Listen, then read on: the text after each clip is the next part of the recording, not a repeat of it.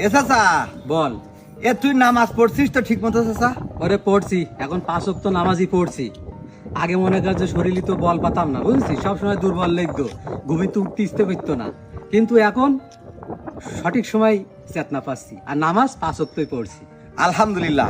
এ তুই এখন হঠাৎ শরীরে বল পাচ্ছিস কি করে চাচা?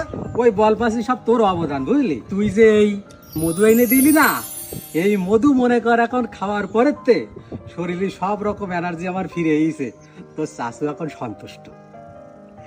চাচা আসুন, এই মধু হইলো খাঁটি সুন্দরবনের খলিশা ফুলের মধু, যেনে ন্যূনতম কোনো ভেজাল নেই। সরাসরি ঠিকানার বাজার সুন্দরবনে যেয়ে বাঘ ভাল্লুক সিংহের ভয় উপেক্ষা করে আইনেতে কাস্টমারের হাতে পয়সা দিচ্ছে। সেই মধু খালি এনার্জি তো হবেই, নামাজ তো পড়বি সাথে আলহামদুলিল্লাহ। তবে খুব খাঁটি মধু, হ্যাঁ। এই আমি বিরাট উপকার পাইছি। হ্যাঁ, এটা তুই শোন, আমি তো ঠিক মতো